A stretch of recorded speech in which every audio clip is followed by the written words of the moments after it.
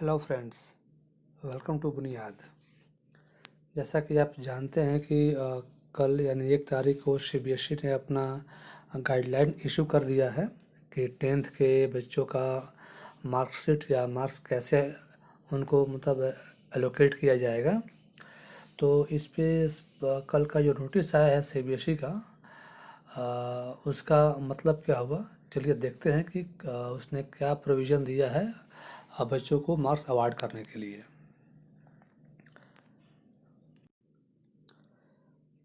देखिए, बोर्ड का जो नोटिस आया है उसमें बोला गया है कि हर स्कूल तैयार करेगा अपने का रिजल्ट कमेटी, जिसमें प्रिंसिपल के साथ 7 और टीचर होंगे, जिसमें 5 टीचर उस स्कूल के होंगे प्लस 2 टीचर उस स्कूल के किसी मतलब करीबी स्कूल जो अफिलिएटेड है वहाँ से 2 टीचर आएंगे, यानी कि 7 टीचर प्लस प्रिंसिपल उस मतलब ये रिजल्ट कमेटी के मेंबर होंगे, जिनके देख रेख में सारे बच्चों का मार्कशीट तैयार किया जाएगा।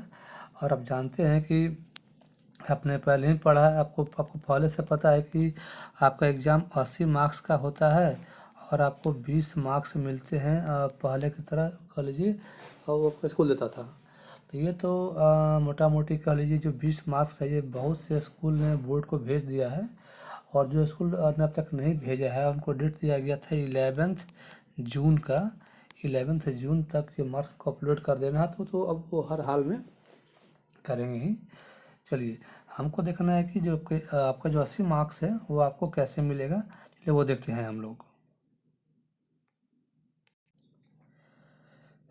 देखिए, आप यहाँ देख रहे हैं, यहाँ साफ साफ लिखा हुआ है कि किस कैटेगरी से आपको कितने मार्क्स दिए जाएंगे।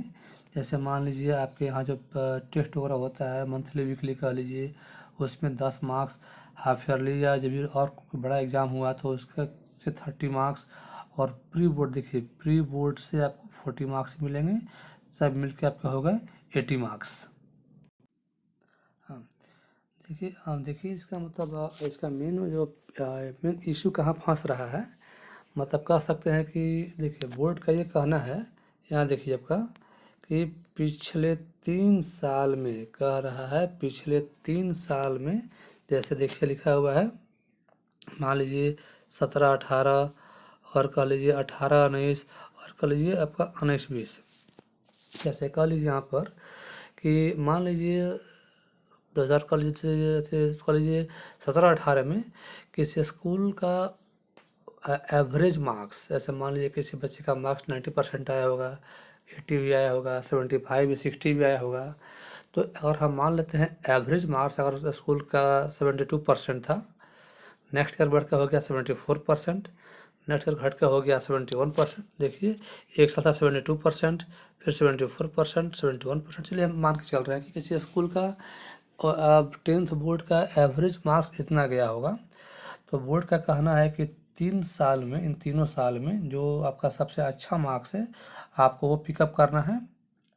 और इस साल आप सपोज ऐसा मान लीजिए किसी स्कूल का मतलब एवरेज मार्क्स गया था 90% किसी स्कूल का, तो इस साल भी उस स्कूल का एवरेज मार्क्स 90% से ज़्यादा नहीं होना चाहिए। इसका मतलब ये नहीं है कि बच्चों का मार्क्स 95% नहीं आएगा, आएगा, किसी का मार्क्स 95% भी आएगा, 98 भी आएगा, 80 भी आएगा, लेकिन है कि आपने मैथ में पढ़ा होगा एवरेज, तो एवरेज मिला के 90% अगर स्कूल का मार्क्स था इन तीनों साल के बेस्ट किसी भी ईयर में, तो इस साल भी 90% से ज़्यादा उस स्कूल का एवरेज मार्क्स नहीं होना चाहिए। ये यहाँ पर बोर्ड ने साफ साफ बोल दिया है। और एक ये देखिए यहाँ लिखा हुआ है कि सब्जेक्ट वाइज +-2 मार्क्स। जैसे देखिए इसका मतलब ये हुआ कि सपोज मान लीजिए किसी स्कूल में मान लीजिए मैथ है, मान लीजिए किसी बच्चे का मार्क्स मैथ में 100 आया होगा, किसी का 90, 85, 88 भी आया होगा। अगर हम मैथ का मार्क्स जोड़ ले एवरेज, सपोज मान लीजिए आपके यहाँ 100 बच्चे पढ़ते थे, तो 100 बच्चों का मान लीजिए अगर मैथ का एवरेज मार्क्स मान लीजिए 80 मार्क्स था, तो इस साल का आ रहा है सिर्फ मैथ विषय में और सब्जेक्ट में और मान लीजिए अगर 80 मार्क्स आपका एवरेज था उस ईयर में जिसको आपने चुना है, तो इस साल कहना चाह रहा है सिर्फ मैथ में जो मार्क्स होगा वो 80 प्लस माइनस 2, मतलब हुआ कि 78 से कह लीजिए कि 78 से लेके 82 मार्क्स के बीच में बच्चों को मैथ का मार्क्स मिलेगा ऑन एन एवरेज। लेकिन हम ये नहीं कह सकते हैं कि सब बच्चों को 82 मार्क्स मिल जाएगा या सबको 78 मिलेगा। इसी रेंज में मोटा मोटी आपको चलना है। मतलब ये है कि जिस स्कूल का रिजल्ट अच्छा हुआ होगा वहाँ के बच्चों को अच्छा मार्क्स मिलेगा, जिस स्कूल का रिजल्ट ख़राब हुआ होगा वहाँ के बच्चों को मार्क्स ख़राब मिलेगा।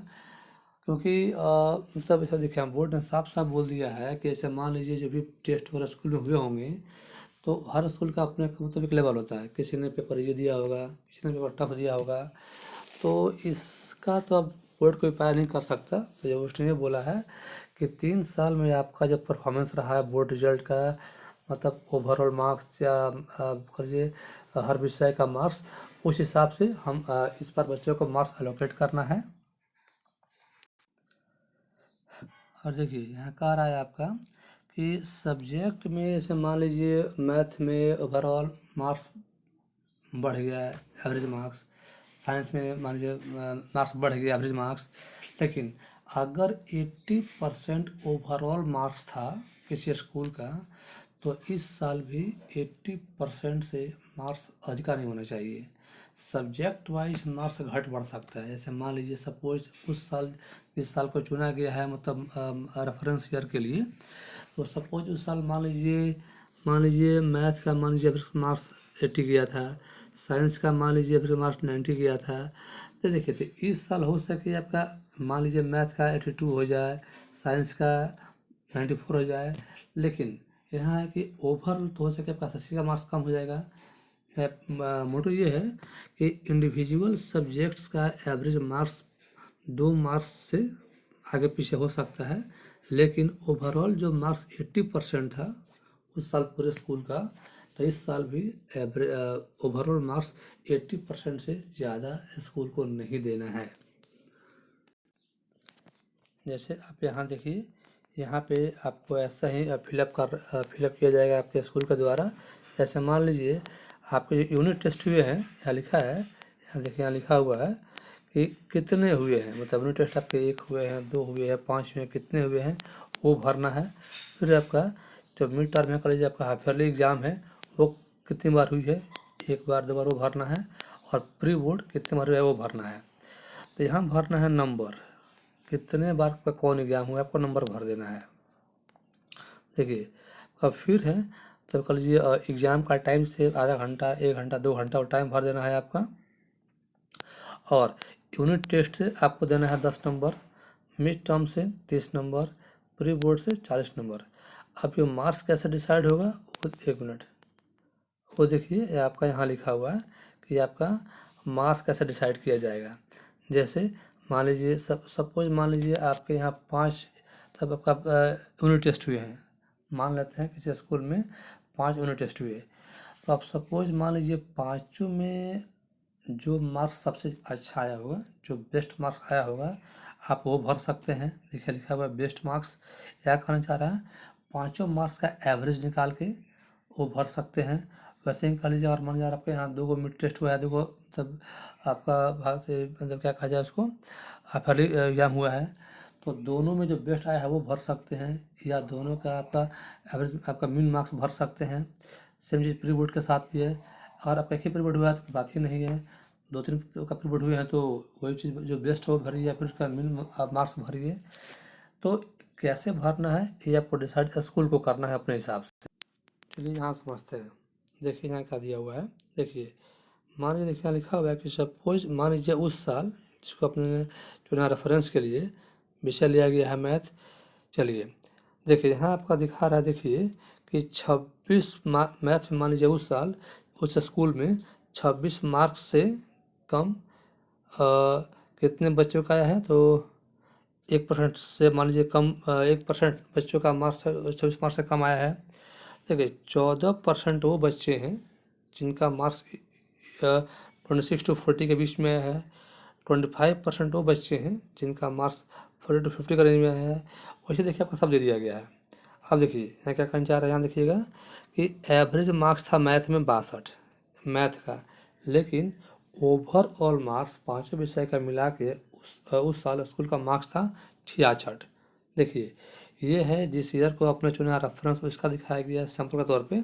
ऐसे मान लीजिए मैथ में कह लीजिए इतने मार्क्स के रेंज में इतने % बच्चों का तब बच्चों का नंबर आया, तो 62 था मैथ का एवरेज मार्क्स और 66 है उस ईयर साहब कर लीजिए ओवरऑल पाँचवें विषय का एवरेज मार्क्स। अब देखिए ये कई साल कैसे किया जाएगा।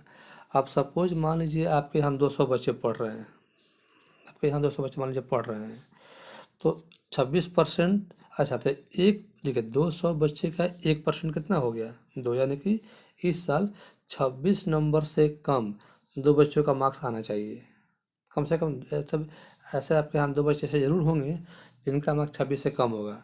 वैसे देख लीजिए कहाँ गया, यहाँ देख लीजिए, यहाँ देखिए बिटवीन 26 to 40 कितने बच्चे थे 14%, तो 200 का कितना हो गया 28 से निकल रहा है। अगर आपके यहाँ 200 बच्चे हैं तो 28 बच्चे ऐसे होंगे जिनका मार्क्स इस रेंज में होगा। वैसे ही कह लीजिए आप यहाँ कह लीजिए 60 बच्चे ऐसे होंगे जिनका मार्क्स 70 to 80 के बीच में होगा। यहाँ हम बात कर रहे हैं 80 मार्क्स पर, नॉट ऑन 100 मार्क्स। तो ये है कि मतलब कि ये है ऐसे ही आपका करना है हर विषय में। बट यहाँ देखिए क्या लिखा हुआ है, यहाँ देखिए क्या लिखा है, देखिए मैथ का मार्क्स था 62, बट यहाँ कहा जा रहा है कि 62 + -2 यानी कि 60 to 64 के बीच में मार्क्स चलेगा मैथ का एवरेज मार्क्स। हो सकता है कि इस साल मैथ का एवरेज मार्क्स 60 आ जाए, 62 आ जाए, 64 आ जाए। 64 से ज़्यादा इस साल उस विषय मैथ में उस स्कूल में मैथ का मार्क्स 64% से अधिक नहीं होना चाहिए सब मिला के ओवरऑल। लेकिन आपने देख लिया है, अपने यहाँ देखिए लिखा हुआ था कि 66 मार्क्स था स्कूल का ओवरऑल मार्क्स, और वही मार्क्स अभी भी होना चाहिए। यानी कि कह रहा है इंडिविजुअली किसी सब्जेक्ट का मार्क्स आगे पीछे हो सकता है, लेकिन ओवरऑल मार्क्स जितना एवरेज था उससे ज़्यादा नहीं होना चाहिए। यही है इस बार का आपका मार्किंग स्कीम जो अपने बोर्ड ने डिसाइड किया है। इसी तरीके से स्कूल को मार्क्स एलोकेट करना है बच्चों को। और लास्ट यहाँ देख लीजिए कि मतलब अपना बोर्ड ने सब अपना डेट दे दिया है कि कब और किस डेट को क्या करना है कैसे करना है। आप लास्ट में देख लीजिए आपका रिजल्ट का डेट दिया है 20 जून 2021। तो चलिए यही है आपका इस साल के लिए मार्किंग स्कीम 10th के बच्चों के लिए CBSE के द्वारा। तो बस अगर वीडियो अच्छा लगे तो लाइक सब्सक्राइब एंड शेयर करना ना भूलें। Okay, thanks for watching, thank you.